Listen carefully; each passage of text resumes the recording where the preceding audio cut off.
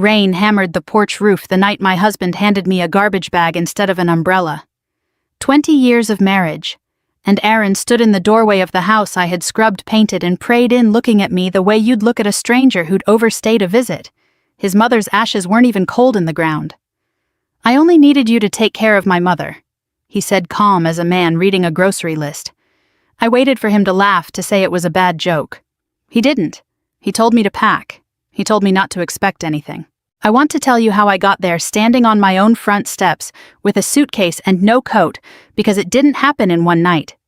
It happened over 3 years, one small erosion at a time, the way a riverbank disappears without anyone noticing, until the house built on it starts to lean. My name is Rachel Nelson. I'm 45 years old, and until 3 years ago I taught 3rd grade at Maple Hill Elementary. I loved that job, with the kind of love that doesn't ask for anything back. The smell of pencil shavings, the sound of 26 kids reciting the alphabet off key, the way a shy child's face would open up like a window when they finally understood long division. I gave it up the year Evelyn, my mother-in-law, was diagnosed with Alzheimer's. Aaron said his mother needed someone she trusted, someone patient, someone who wouldn't put her in a home like she was furniture nobody wanted anymore. He said it would be temporary. He said we'd hire help eventually. Eventually never came. So I left my classroom, my kids, my gradebook still half filled with November's spelling scores, and I became a full-time caregiver. I learned how to cut Evelyn's food into small pieces so she wouldn't choke. I learned the exact rhythm of her physical therapy exercises, the exact volume of voice that didn't startle her, the exact songs from the 1960s that could pull her back from wherever her mind had wandered to. There were days she looked at me and called me by her sister's name, a woman who'd been dead for 30 years.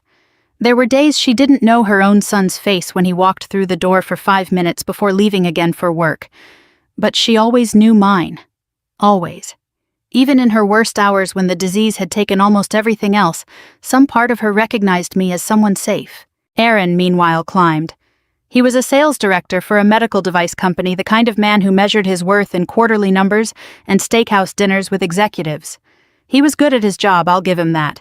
He was good at looking successful, at shaking the right hands, at wearing the right watch. Our neighbors thought he was a saint for keeping his mother out of a nursing home. They had no idea I was the one who hadn't had a full night's sleep in 3 years. They had no idea I hadn't seen a movie in a theater, hadn't gone out to dinner with a friend, hadn't bought myself a new coat, because every spare dollar and every spare hour belonged to a woman who wasn't even my own mother. I didn't resent Evelyn. I want to be clear about that. I loved her in the strange, quiet way you love someone you've nursed through their worst days. What I resented, what I didn't even let myself name as resentment for a long time, was Aaron's absence. Not just physical absence, though, there was plenty of that. Business trips that stretched longer than they needed to. Dinners he forgot to come home for. Something colder, something I couldn't put words to. A husband who stopped asking how I was doing because he already assumed the answer didn't matter.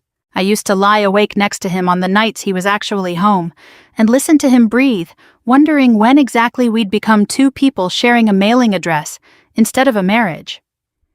I never asked him directly. I told myself it wasn't the right time, that Evelyn needed stability, that I couldn't afford to blow up our home while she was still alive, and needed both of us, even if both of us had become mostly just me. Looking back now, I think some small, quiet part of me already knew how this would end. You don't spend 3 years being someone's unpaid nurse and unpaid wife without a certain numbness setting in, a bracing for the moment the other shoe drops. I just didn't expect the shoe to drop the same week we buried his mother. I didn't expect him to wait until the flowers on her grave hadn't even wilted before he told me flatly that my usefulness had an expiration date. But that's exactly what happened. And that's where I have to take you back to the porch, the rain, the garbage bag in his hand instead of an umbrella, and the words that ended 20 years in 11 seconds. I stood there in the downpour, soaked through before I even reached the sidewalk, and I didn't cry. I want you to understand that. I didn't scream, I didn't beg him to reconsider. I just picked up my suitcase and walked, because some part of me, some part that had been quietly gathering evidence for 3 years, already knew I wasn't losing a home that night. I was finally leaving one I'd never really had. My phone buzzed in my pocket as I reached the end of the driveway. A text from a number I didn't recognize. "Rachel, don't leave town. Evelyn left something only for you. 3 weeks before Evelyn died, she had one of those rare mornings where the fog lifted almost completely, and for a few hours she was entirely herself again. I remember it so clearly because those mornings had become so few and far between that I'd learned to treasure them the way you treasure the last warm days before winter. I was reading to her from an old paperback of Little Women, one of her favorites from childhood, when she reached over and put her hand on mine. Her grip was thin but steady. "Rachel," she said, and there was nothing hazy in the way she said my name, no hesitation, no searching. "Promise me something." I set the book down and told her anything. She looked at me with eyes that seemed for that 1 hour entirely clear.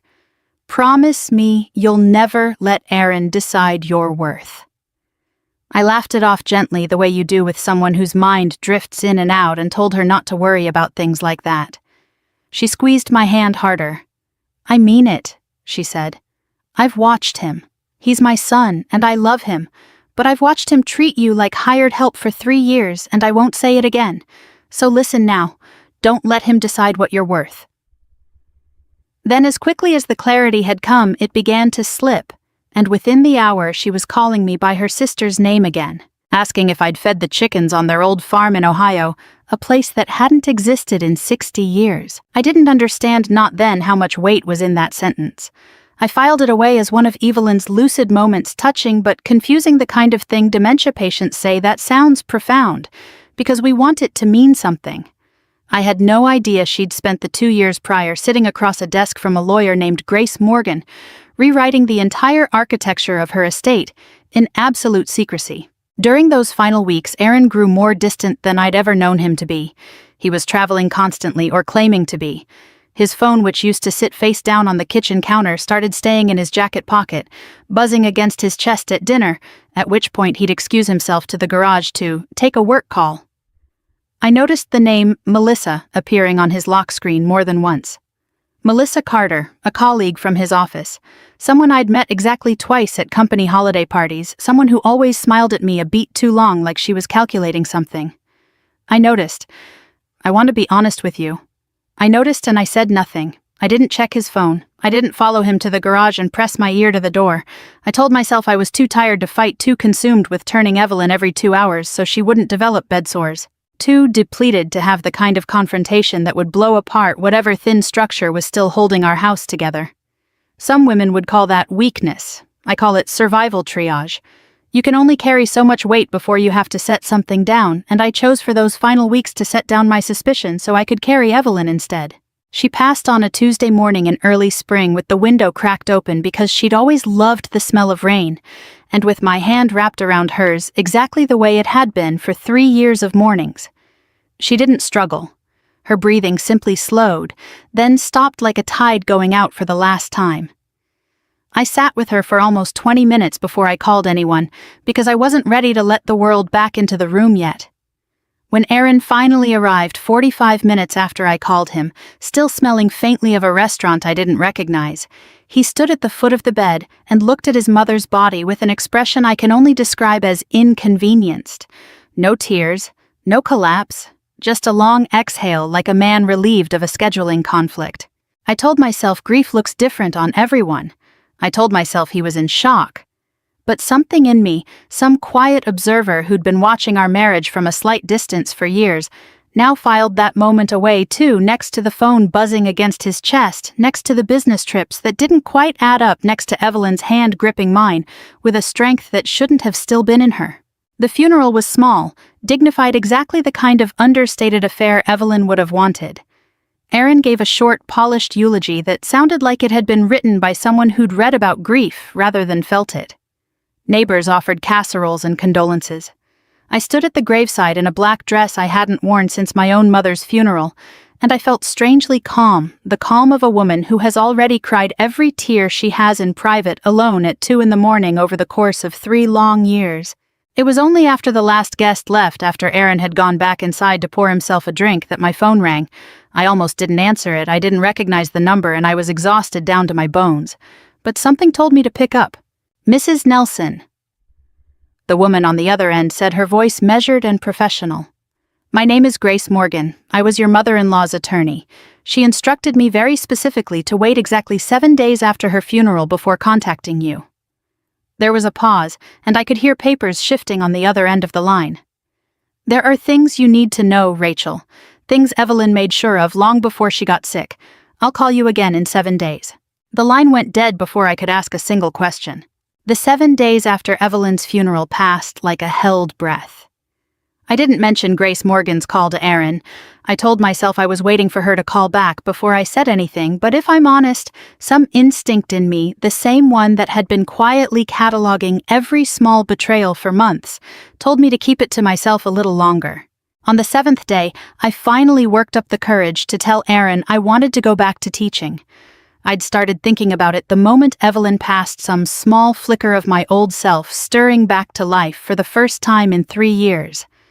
I brought it up over dinner tentatively, the way you test ice before putting your full weight on it.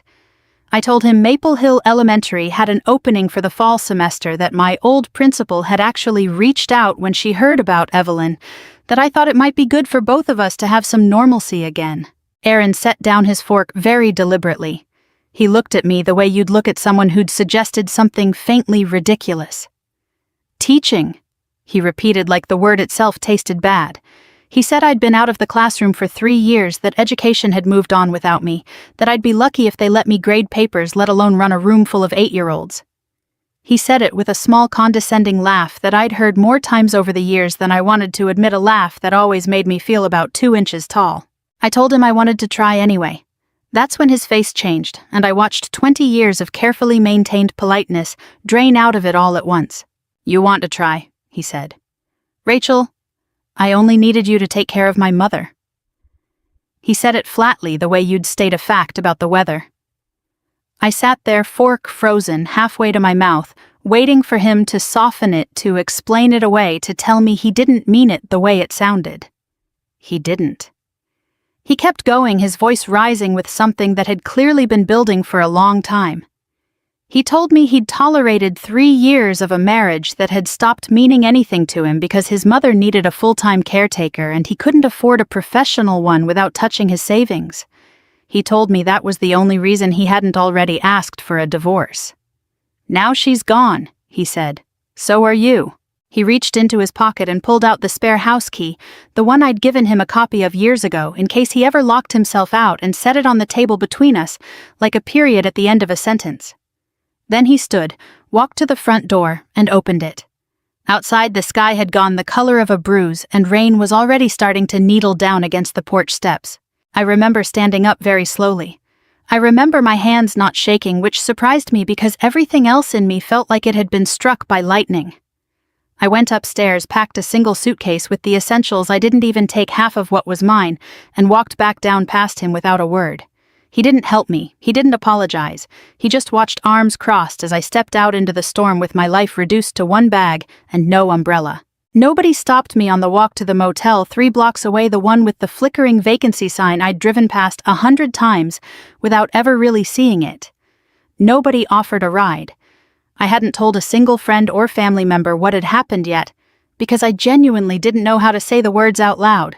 20 years and I was walking through a rainstorm with a suitcase like a woman half my age fleeing a bad first date. I checked into a room that smelled faintly of bleach, and old carpet sat on the edge of a bed that wasn't mine, and finally let myself feel the full weight of what had just happened. I didn't cry, not right away. I just sat there soaked to the bone, staring at a television I never turned on, feeling something strange settle over me. Not devastation exactly, but a kind of grim clarity, like fog finally burning off a landscape you'd been driving through blind. My phone rang once that night. Grace Morgan's name lit up the screen. I stared at it for a long moment, thumb hovering, and then let it go to voicemail. I wasn't ready. Whatever she had to tell me, it could wait 1 more night. I needed to just breathe first. Back at the house, Aaron poured himself a scotch, and according to what I'd learned much later, called Melissa before he'd even finished his first glass. "It's done," he told her, his voice loose and satisfied. "I'm finally free." He told her he could see them building something real now, something without the weight of a sick old woman and a wife who'd stopped being useful to him. He told her the house was his, the future was his, and nothing was standing in his way anymore. He had no idea, sitting there with his drink and his certainty, exactly how wrong he was. At 8:30 that evening, freshly showered and feeling lighter than he had in years, Aaron pulled his car into the driveway of the home he believed was entirely his. But as his headlights swept across the front of the house, he saw something that made him ease his foot off the brake. 2 black SUVs were already parked at the curb waiting. For a moment, Aaron sat frozen behind the wheel, his mind scrambling through a list of possibilities. A break-in, a neighbor's emergency, some kind of mistake. He told himself it had nothing to do with him, that whatever this was would sort itself out, and he could go inside and finish his drink in peace. He was wrong about that, too. He stepped out of the car, slowly gravel crunching under his shoes, rain still falling in a steady drizzle that had softened from the earlier downpour. A man in a dark suit stepped forward from beside the first SUV, polite but immovable, and asked him to wait a moment. Aaron's confusion tightened into irritation, the particular irritation of a man used to being the one who gave instructions, not received them. "This is my house," he said. "Who exactly are you people?" That's when Grace Morgan stepped out of the second vehicle, a slim leather folder tucked under one arm, her expression calm in the specific way of someone who has done this exact thing many times before and feels no need to rush it. She introduced herself. She told him she'd been Evelyn's attorney for the past several years and that she was here to formally execute the terms of Evelyn's estate. Aaron's irritation flickered just briefly into something like unease, though he covered it quickly with a scoff. He told her he already knew the terms of his mother's estate. He'd seen the will years ago. The house was his, same as it had always been meant to be. Grace opened the folder, and without any particular drama in her voice, explained that the will Aaron was thinking of had been superseded 2 years earlier by a revocable living trust, one that Evelyn had established quietly, with full legal capacity, well before her diagnosis had progressed to the point where her competency could be questioned. Under the terms of that trust, the house had never belonged to Aaron at all. It had remained solely in Evelyn's name until her death, at which point ownership would transfer in its entirety to whoever had served as her full-time primary caregiver through the end of her life. Aaron laughed, a short, disbelieving bark of a sound. He said that was absurd, that no court would uphold something like that his mother wouldn't have done this to her own son. Grace, unmoved, turned a page in her folder and read the relevant clause aloud, her voice, even and precise. The language was unambiguous. The caregiver was named specifically, Rachel Ann Nelson. I want to tell you I felt some surge of triumph hearing about this later, some vindicated satisfaction watching my husband's certainty crumble in his own driveway. But when Grace told me the story afterward over coffee in her office, what I actually felt was something quieter and heavier, the realization that Evelyn had spent her last lucid years quietly building me a lifeboat, stitching it together in secret, because she knew long before I let myself admit it exactly what her son was capable of. Aaron's voice rose in the driveway that night, according to the neighbor who later told me she'd watched the whole thing from her window with her hand over her mouth. He told Grace this was insane, that he'd contest it, that no piece of paper was going to take his childhood home away from him. Grace, still perfectly composed, informed him that contesting a properly executed trust, prepared by independent legal counsel with documented medical evaluations, confirming Evelyn's competency at the time of signing, would be an extremely uphill battle and an expensive one. She then handed him a formal notice. He had 48 hours to vacate the premises. I arrived at the house the next morning at Grace's request, still wearing yesterday's clothes because I hadn't packed for more than a single overnight. Aaron was standing in the front hallway when I walked in, surrounded by half-filled boxes, his face a mixture of fury and something rawer underneath it, something that almost looked like fear. He turned on me the moment he saw me. "You planned this," he said, his voice cracking with the effort of controlling it. "You and my mother behind my back for years. You knew this whole time." I stood in the doorway of the house I'd scrubbed and painted and grieved in, and for the first time in longer than I could remember, I didn't feel the urge to shrink, to apologize, to smooth things over, the way I'd smoothed over every hard edge of our marriage for 2 decades. I looked at him steadily. Rain still dripping off the hem of my coat onto the hardwood floor Evelyn had always asked me to mop on Sundays. "No," I said. "Your mother did." He didn't have anything to say to that. He just stood there among his half-packed boxes in a house that had already stopped being his, staring at a wife he'd told to leave with nothing, only to discover that she was the one thing his mother had made certain he couldn't take away. Moving back into the house didn't feel the way I expected it to. I thought there'd be some triumphant sense of reclaiming what was mine, but instead, for the first few weeks, every room felt haunted by a version of my life I was trying to leave behind. The kitchen still smelled faintly like Evelyn's chamomile tea. The hallway still had the small scuff marks from her walker worn into the hardwood over 3 years of slow, careful laps back and forth for exercise. I'd walk past her old room and still expect for one disorienting second to hear her calling my name. I gave myself 2 weeks to sit with all of it before I let myself think about anything else. Then I called Maple Hill Elementary. My old principal, a warm, no-nonsense woman named Diane who'd sent flowers to Evelyn's funeral, didn't hesitate. She said the 3rd grade position was still open, that half the staff had asked about me over the years, that she'd be thrilled to have me back the moment I was ready. I cried on the phone with her, the good kind of crying, the kind that comes from a door opening instead of one closing. 3 weeks later, I stood in front of a classroom full of 8-year-olds, again chalk dust on my sleeve, and felt something in my chest unclench for the first time in years. It was through the school that I met Daniel Brooks. His daughter Emma was in my class, a bright, quiet girl who reminded me of the kind of student I used to write future architect jokes about in report card comments. Turns out her father actually was one. Daniel was a widower, his wife having passed from cancer 3 years earlier, and there was something about the way he carried himself that I recognized instantly, a particular kind of tiredness that comes from holding a household together alone. He showed up to parent-teacher conferences with genuine questions, not performative ones. He remembered the names of the other kids in Emma's reading group. He thanked me sincerely for the small things, for staying late to help Emma with her spelling, for noticing when she seemed off after a hard week. Our friendship started slowly, the way real things tend to. He came by one Saturday to fix a section of fence that had come loose in a storm, something he'd offered to do after overhearing me mention it at pickup. He didn't make it a big gesture. He just showed up with a toolbox, fixed the fence, and left before I could even properly thank him. A few weeks later, he replaced a porch light that had been out since before Evelyn died.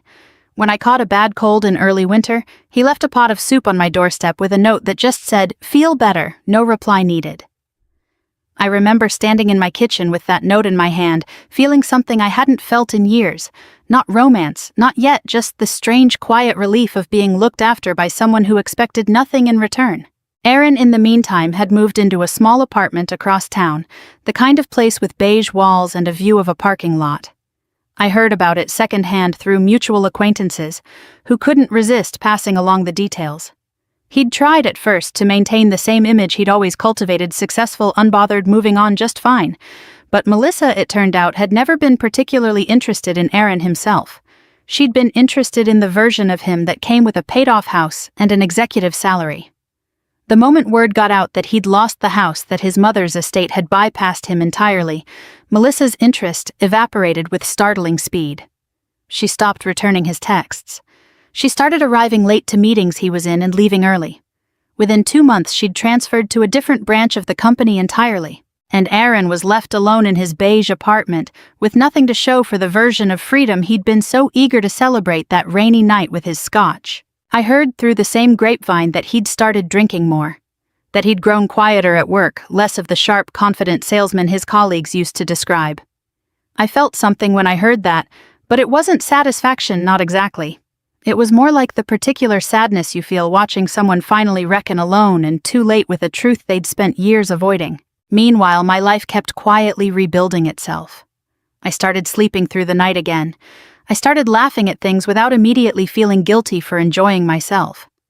Daniel and I began having coffee after school pickups, nothing formal, just 2 tired adults comparing notes on their strange, upended lives. He never pushed. He never made me feel like I owed him anything for his kindness, which after 20 years of a marriage built on obligation felt like its own kind of miracle. It was late on a Tuesday evening, almost 5 months after that rainy night on the porch, when my phone rang and Aaron's name appeared on the screen for the first time since the driveway confrontation. I let it ring twice before I answered, mostly out of surprise. His voice, when I picked up, sounded smaller than I remembered it, stripped of its usual polish. "Rachel," he said, "can we talk?" I agreed to meet him, mostly out of curiosity and partly because some old, worn-down part of me still felt like I owed 20 years the courtesy of a final conversation.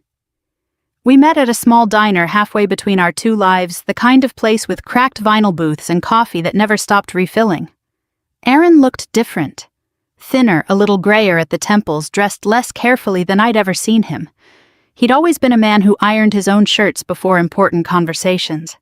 That night his collar was slightly wrinkled, and something about that small detail told me more than anything he was about to say. He started with an apology, the kind that comes out in a rush after months of rehearsing it alone in an empty apartment.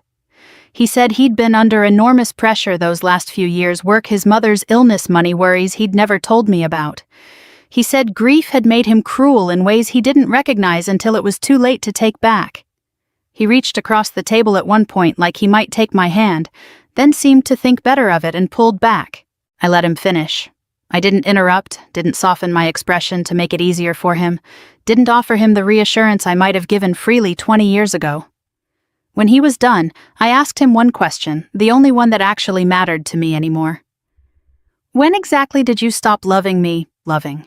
He opened his mouth, then closed it again. He stared down at his coffee like the answer might be written in the steam rising off it. He tried a few times to start a sentence and abandoned each one halfway through.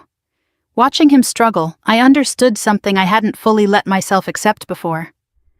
It wasn't that he'd stopped loving me at some identifiable point, some moment I could pin down and grieve properly. It was that he'd never really known how not in the way that mattered, not in the daily, unglamorous, unrewarded way love actually requires. He'd loved the idea of a devoted wife, the way he loved his job title, as something that reflected well on him, not as something that required him to show up for another person when it wasn't convenient. I didn't say any of that out loud. I didn't need to anymore. I just felt the last thread of obligation I'd been carrying without even realizing it quietly go slack. Daniel arrived a few minutes later, right on schedule, because we'd planned to meet for a movie that same evening, and he'd offered to swing by the diner first so I wouldn't have to sit alone in the parking lot afterward. He didn't come inside or make a scene. He simply waited by his car in the lot, visible through the diner's front window, patient in the particular way that had become so familiar to me over the past several months. Aaron saw him. I watched something shift across his face, not jealousy exactly, something closer to a slow sinking recognition. For the first time in his life, Aaron understood what it felt like to be the one standing outside waiting for someone who had already moved on without him. He asked me quietly now, almost pleading if there was any chance we could try again. Start over. He said he'd changed, that losing everything had taught him things he should have learned decades ago. I believed in that moment that he might even mean it. But meaning something and having earned the right to ask for it are two very different things, and I'd spent enough of my life confusing the two. I already spent 20 years proving my love, I told him, gathering my coat from the back of the booth. I'm not spending another 20 proving my value. I said it without anger, without theater, the way you state something you've simply come to know as fact. He didn't argue. I think some part of him had expected exactly that answer, even if he'd hoped for a different one. I left him there in the booth, staring at his cooling coffee, and walked out to where Daniel was waiting. He didn't ask what had happened. He just opened the car door for me the way he always did and let the silence between us be comfortable instead of demanding an explanation. 3 days later, my phone rang again, but this time it was Grace Morgan, not Aaron. Her voice had a gentler quality than I'd heard from her before, less businesslike.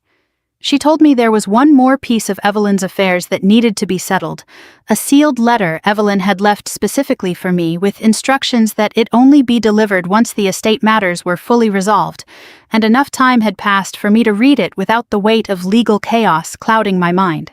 She wanted you to read it when you were ready, Grace said.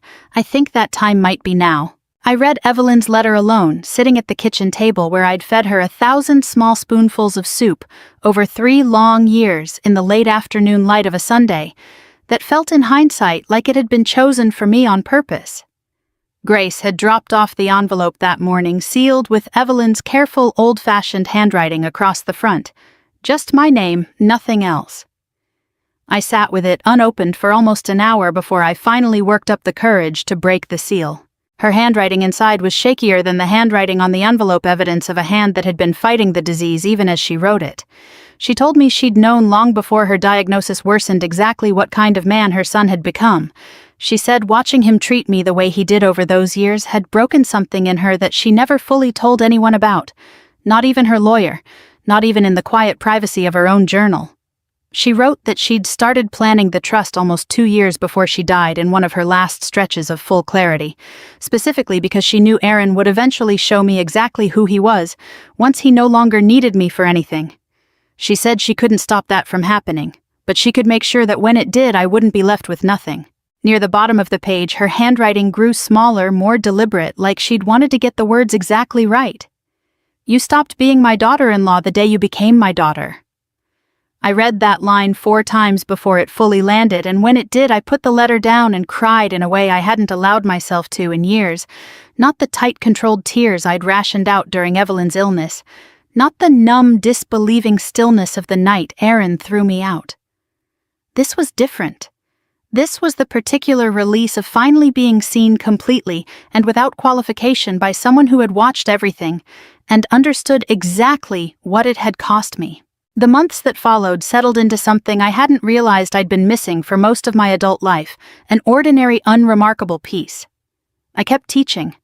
My classroom filled up again with the small chaos I'd missed, so much spelling tests, scraped knees, the particular pride of watching a struggling reader sound out their first full sentence.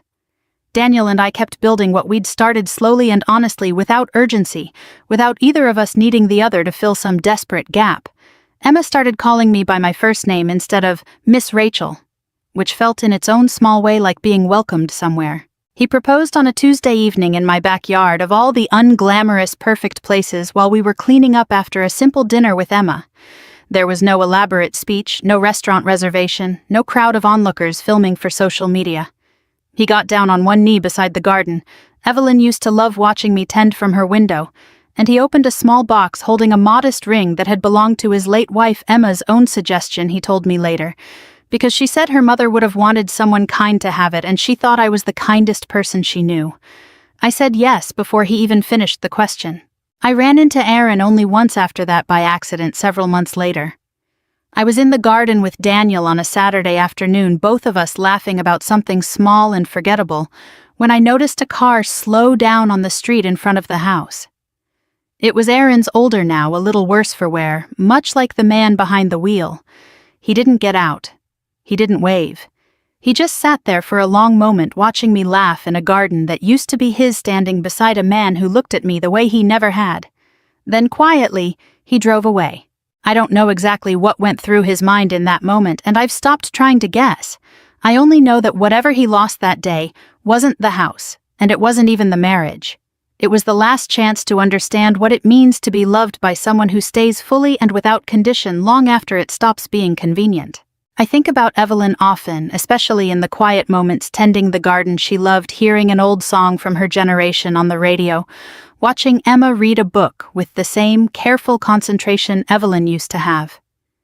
I think about her hand gripping mine, telling me not to let anyone else decide my worth, and I understand now that she wasn't just comforting a tired caregiver in a lucid moment. She was handing me the truth she'd learned too late in her own life, trying to make sure I didn't learn it the same way. For 20 years, I thought love meant sacrifice giving until there was nothing left, and calling that devotion. It doesn't. Love is being valued while you're still there, not mourned or apologized to after you're already gone. I'd love to know what you think this story means to you, and where in the world you're watching from tonight. Leave a comment below and let me know. We have so many more stories like this one waiting to be told, so subscribe so you never miss a moment like this. Let's keep this journey going together.